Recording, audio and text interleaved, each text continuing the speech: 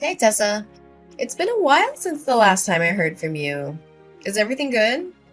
I'm so sorry I didn't have time to text and call you as often as I used to. I'm a famous writer now and I've been swamped with interviews and book signings. Ugh. I hope you didn't take it too personal and forgive my carelessness. Hi Heather. Yes, things are going well, as usual. In fact, nothing much has changed since the last time I moved out of the house, actually. I'm surprised you brought that up. Are you still holding a grudge against me for marrying your ex-husband? It's been years, sis. You should be able to forgive me by now. We're family after all. I wish it were that easy. Losing my husband and getting kicked out of my house in one day was a lot to handle. As a matter of fact, I still haven't fully processed everything that happened, and I still feel the pain when I think about it. I know, sis, but how can you save a marriage that was no longer working anymore? George already told you that his feelings for you had faded over time, and I was the only one who had a spot in his heart. Surely he made this clear before you guys got divorced, correct? I know you're still beating yourself up for losing such a well-off man like George, but it's about time you move on and face the reality, Tessa. I never cared about his money. What I cared about was the betrayal. I was deeply hurt when I found out that he cheated on me with you. The sight of you two together in my bedroom was a knife to my heart. I felt betrayed and humiliated. Come on, sis. Don't act like I'm the one who's at fault here. I mean, your husband was the one who hit on me first. What was I supposed to do? Even if that were the case, you could have easily said no. But instead you chose to betray your own sister. My husband wasn't innocent, but I don't think you were either. In fact, I still blame myself sometimes for ignoring the red flags that kept telling me you were seducing my husband. Honey, I wouldn't call it a betrayal. Didn't you hear what he said before the day you got divorced? He told you that he had lost all of his interest in you a long time ago. But he didn't want to hurt your feelings. Many times he came to me for comfort and advice, and we grew closer and closer just like that. George was unhappy for quite a long time, and he just finally found the courage to leave. Enough! I'm not really feeling up to talking about that at the moment. Can we just change the subject of our conversation? Yeah, sure. So, what have you been doing for a living, Tessa? Still trying to make it as a full-time freelance artist? I already told you a million times, your paintings suck. No one wants to buy them. They're so bad, you could lay them on the floor and people would mistake them for doormats. Don't be so harsh on me, Heather. I know my paintings aren't everyone's cup of tea, but I believe that art should be a reflection of the artist's heart and soul. I could draw something easier for the audience to approach, but that would be a betrayal of my own artistic vision. I'm not going to compromise my art just to make it more marketable. I know that there are people out there who appreciate my work for what it is. Whatever your stupid belief is the reason why you're still living in poverty. For me, money comes first. And it's all about creating things that people will like. Just look at me and my best-selling book, The Power of Marriage. Sold over 200,000 copies and generated more than $1.6 million last year. Can you believe it? Oh, and have you heard about my book, A Match Made in Success? It's a memoir about my marriage to George. And it was just published last month. It's already sold a couple of thousand copies, and I'm really excited about it. Yes, I've heard about those books. And you've also written many other famous marriage books. I just thought it's quite ironic that someone who has sabotaged other people's marriages would write about the principles for a strong and lasting relationship. Hey, are you referring to me, Tessa? I can see that you're still struggling to conceal your jealousy of my successful and wealthy life. It must be hard to see someone like me living the good life while you're stuck in your destitute existence. I guess it must be tough raising Gabriella all by herself, huh? At least George still gives you some pity money every month to keep you and Gabriella from the verge of hunger. So, you're finally showing your true colors, huh? Well, let me tell you something. I know exactly how hard I had to sacrifice for you to get where you are today. I gave up my dreams, my relationships, and my sanity, all so that you could achieve yours. Oh, not again. When our father passed away and our mother left us, I was the one who stepped up to take care of you. I worked 2 or 3 jobs at a time to make sure that you had everything you needed to succeed in school. I even had to drop out of college myself, but I didn't care. All I wanted was to make sure that you had the best possible chance in life. And what did you do? You repaid my sacrifice by stepping into my marriage with George and destroying it. Oh, for the love of God! Would you please stop giving me that lecture? I'm so sick of hearing it. I don't owe you my entire life for something you did for me 10 years ago. I barely even remember it, and I certainly don't appreciate you bringing it up every single time we talk. You sure are ungrateful, aren't you? Anyways, do you have free time? I just want to invite you to come over to my house and join my birthday party. It'll be fun. But don't bring Gabriella along. She would cry and ruin the party for everyone else. I don't really want to go because I have a lot of things to do. Ugh, please, your excuses are so lame. What else do you have to do all day besides painting those ridiculous pictures that belong in the trash? Think about the sake of our sisterhood and come to my house, please. It will be great fun. I can guarantee you. Okay. I guess it wouldn't harm just to attend your birthday party. We're sisters after all. I'll be there, but I'm not making any promises about how much fun I'll have. That's my sister. So I'll see you at 8 o'clock in the evening at my house, right? Don't forget about it. What was your intention of inviting me to your dinner party last night? You treated me like my presence wasn't even important. You called me your housekeeper and made me slave away for you and your guests. What was that all about? I'm not sure if you were trying to be funny or if you were just being mean, but either way, it was really hurtful. Tessa, really, could you think rationally for just a little bit? How can I call you my sister when you're so impoverished? I mean, judging by the way you dressed yesterday, I can only guess those outdated garments were bought at a thrift store or a garage sale. It's embarrassing to be seen with you in public. You don't even deserve to be my housekeeper. What? How can you say that about your own sister? Are appearance and money truly that important? What else could be more important? I mean, look at how my friends dress and look. They're all from wealthy families, have high social status, or are celebrities. If I claimed you as my sister, they'd laugh at me in my face and then shun me. You wouldn't want that to happen to your own sister, would you? But why didn't you give me a heads up? Instead, you made me a laughingstock in front of your friends.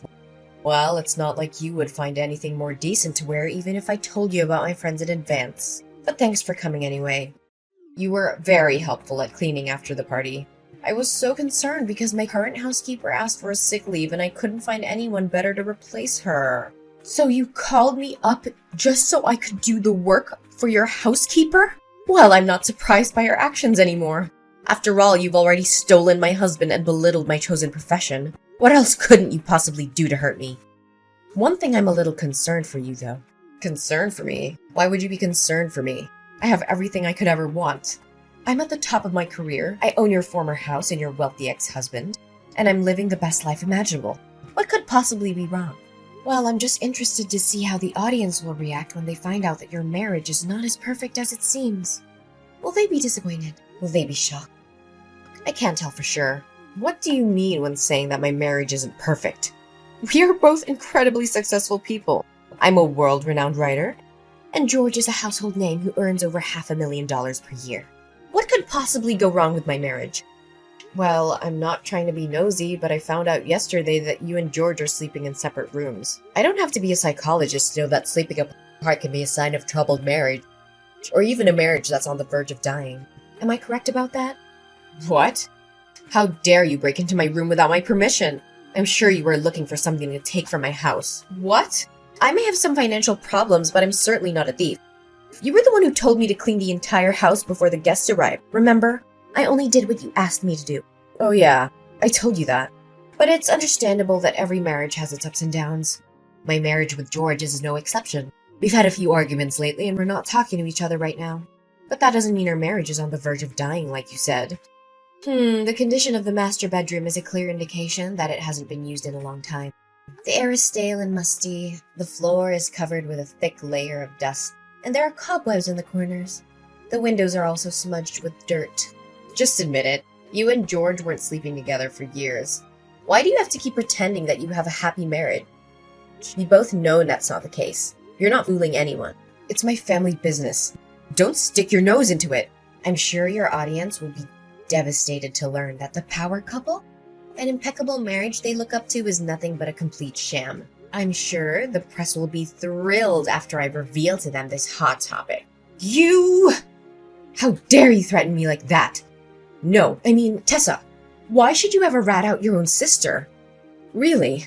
I've made a great fortune and achieved fame from selling those books. If anyone ever finds out the truth about my marriage with George, my reputation will be ruined and I'll be ruined with it too. I'm begging you, Tessa, please don't tell anyone about this. Just a few minutes ago, you were raising your voice at me, calling me your housekeeper, and belittling me for my financial status. What's the reason for your sudden change in your behavior? Well, Tessa, you know I didn't mean what I say. In fact, you already knew that I'm a person who always speaks without thinking about the consequences of my words. Please, Tessa, just forgive me this one time. I'll swear I'll treat you better the next time we meet. You have my word. I don't know, Heather. You've done me wrong over and over again. I don't know if I can still put my trust in you after all of this.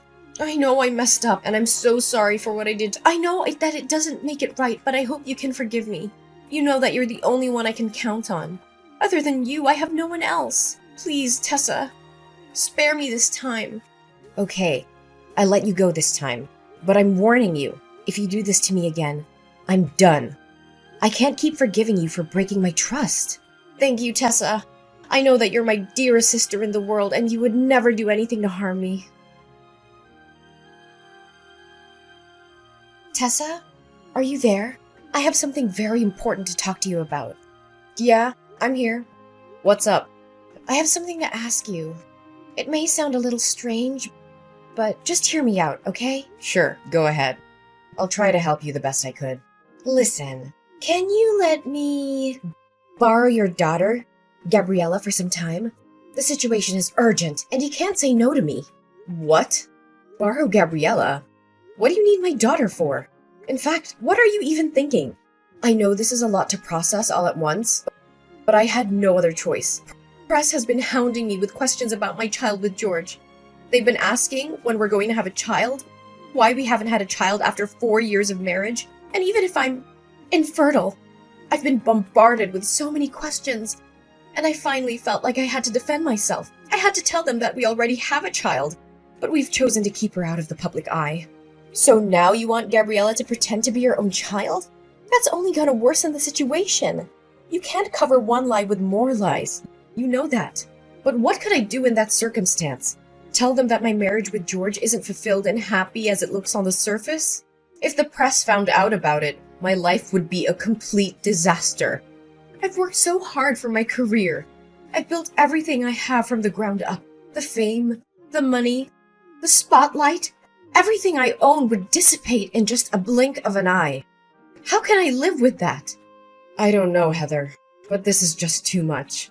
Gabriella is my daughter, and I love her more than anything in the world. I just can't hand her over to you like a merch. Oh, sister, don't make it sound so complicated. I'm just gonna borrow Gabriella for the press release of my upcoming book. After that, I'll let her back into your arms, safe and sound. In fact, after appearing at my press release as my daughter, Gabriella will become famous just like me. With her newfound fame, she'll be able to earn a lot of money and sign contracts with large brands. This will turn you and your daughter's destitute life into something that's worth living. Don't try to bait me with money. You know that I'm not a materialistic person like you. Besides, Gabriella doesn't need the kind of fame that is based on lies. She deserves to be famous for her own merits, not because of someone else's deception. I don't want her to end up like you, living a life that is based on falsehood and manipulation. I know, but at least help me out this time. If you still consider me your sister, look, if you don't lend me a helping hand this time, my whole career and everything I put effort into will go down the drain. Do you actually have a heart to see everything I've worked for get destroyed right in front of my eyes? Look, if you don't agree to my plan, then I have no reason to exist in this world anymore. What are you saying, Heather? Please don't think about doing anything stupid. You still have a whole life ahead waiting for you. Just divorce George and rebuild your happiness from scratch. You still have plenty of time. You're still young. Are you crazy? I can't give up the fame, money, and glory that I'm possessing. It's the most ridiculous thing I've ever heard. If you don't agree with my plan, it's all over. Don't break my heart into a million pieces. You know I only have you and Gabriella as my flesh and blood relatives. So you agree to do as I say? Come on, I'm only borrowing Gabriella for one day. I'll have her back to you before you know it. All I'm going to do is introduce her to the audience and have her practice answering some questions for the press. I just need her to convince everyone that I'm her mother. I promise I won't do anything to harm her. I just need her help for one day, and then she'll be back with you. Okay then, if you insist. That's my sister! I'd like to borrow her for tomorrow morning for my press release. It starts at 9 a.m., so I'll come to your house at 8 a.m. to pick her up. You know, this press release is for my new book, The Parenting Journey, a roadmap for raising happy, healthy children. I know the audience will love it, especially when I introduce my own child, who I'll claim to be the source of my inspiration. This is so wrong, Heather. I feel like you're lying to the audience, especially your fans. Honestly, my biggest advice for you at this very moment is to stop before it's too late. I know. Just help me this one time and I'll promise I'll never ask anything from you ever again. Fine. I'll help you this time, but please don't do anything out of line. Heather, where are you and Gabriella? I've been waiting for you the whole day. You said you were going to return Gabriella to me by 1 p.m. Didn't you receive my innumerous texts and calls? I'm sorry, Tessa, but Gabriella is staying with me. She's such a bright kid, and the audience fell in love with her immediately. Did you know that just today, my new book has sold a couple of thousand copies? It's thanks to Gabriella. Tessa, I think I'm going to keep her around. Will you let her stay with me? No! She's my daughter. How can I let you keep her? Oh, come on, Tessa. Do you honestly think that you're giving her the life she deserves with your scanty income? I, on the other hand, have a solid financial footing that I can guarantee you that I'll take a better care of her than you ever did. I promise Gabriella will be showered with fame and money when she's become my child. There's no way she's gonna agree with your stupid idea. She knows very well that I'm her mom and she will insist on coming back to my arms. Oh, Heather, she's a 2-year-old kid. She can't decide for herself. Besides, I'm already at the airport. Me and my husband and Gabriella are heading to another country where you can't find me. Don't worry. I'll send you a couple of pictures of your daughter every now and then. Your child will be a great tool for me to earn even more money. I knew you would do something like this. You know? What do you know about? Look, I overheard the conversation between you and George. You saw how the audience reacted to Gabriella, and you decided to exploit her for your own gain. You only wanted to use her as a tool to further promote the image of a perfect family that you're crafting. Do any of my words sound wrong to you? What? So you already found out about my plan? Why did you let me carry on with it anyway? Well, I just want the world to know your other side of personality, and what's better than catching you red-handed. By the way, me and the paparazzi are after you. We were tailing you all the way from your house to the airport. You're not gonna get away so easily. And what's happening between us is being broadcasted live. Guess you're making $1 million worth show, just as you always wanted. What? Where are you? Show yourself now. I don't have time to play the game of cat and mouse with you. Well, take a look behind your back and find out. Heather was shocked when she saw me in a crowd of paparazzi chasing after her, demanding answers. Everyone now knew the truth about her so-called happy and successful family. It was all a lie, a carefully crafted facade to make money. In reality, Heather and her husband George hadn't spoken to each other in years. She'd found out he'd been cheating on her with another woman, and she had been too humiliated to tell anyone. Now, the truth was out, and Heather was facing the consequences. Her books were being boycotted, her reputation was in ruins, and she was being sentenced to 3 years in prison for kidnapping. The prospect of my sister being able to write again seems daunting, and it may take a considerable amount of time. Additionally, I am uncertain if anyone will ever believe what she says again after what happened. Finally, Gabriella got back into my arms again. My precious girl is the angelic light that guided me even during my darkest days. She's my reason for living, and every picture that I paint reflects the immense and inseparable love between us. As my daughter Gabriella became famous, my paintings also gained more recognition. The audience finally understood the deep meaning behind my paintings, which depict the special bond between a mother and child. Eventually, I was able to open my own painting gallery. With the proceeds of the sale of my paintings, which amounted to almost $100,000, I donated half the money to charities that provide financial assistance to single mothers. I hope to uplift their lives in the same way that mine had been uplifted.